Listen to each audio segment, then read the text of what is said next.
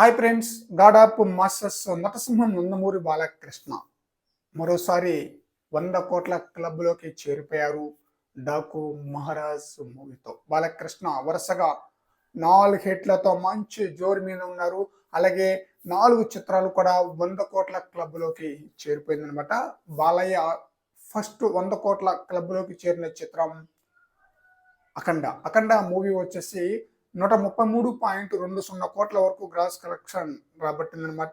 Balayya కెరీర్లోనే highest gross collection, highest share collection రాబట్టిన చిత్రం వచ్చేసి Veera Simha Reddy movie వచ్చేసి 134 కోట్ల వరకు గ్రాస్ కలెక్షన్ రాబట్టిందనమాట. ఆ తర్వాత రిలీజ్ అయిన భగవంత్ కేసరి మూవీ వచ్చేసి 132 కోట్ల వరకు గ్రాస్ కలెక్షన్ రాబట్టింది. ఇప్పుడు డాకు మహారాజ్ మూవీ 4 రోజుల్లోనే 105 కోట్ల గ్రాస్ కలెక్షన్ రాబట్టినట్లుగా అఫీషియల్ గా మూవీ యూనిట్ వాళ్ళు ఒక పోస్టర్ కూడా రిలీజ్ చేశారనమాట.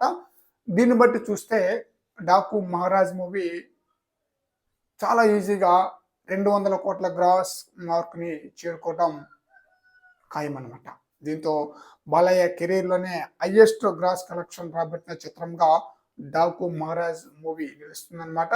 అంతేకాకుండా బాలయ్య కెరీర్లోనే 200 కోట్ల గ్రాస్ మార్క్ ని చేరుకున్న చిత్రం కూడా డాకు మహారాజ్ మూవీ అవుతుంది.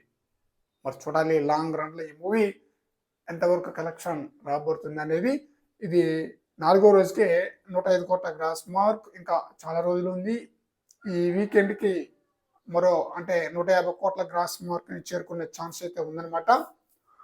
మరి చూద్దాం లాంగ్ రన్ లో బాలయ్య ఎలాంటి రికార్డులను క్రియేట్ చేస్తారో డాకు మహారాజ్ మూవీతో. ముఖ్యంగా తమాన్ ఈ మూవీకి ఎంత ప్లస్ అయ్యారో మనకు అందరికీ తెలిసిందే. తన యొక్క బీజిఎంతో ఆడియన్స్ ని కట్టి పడేశారనమాట.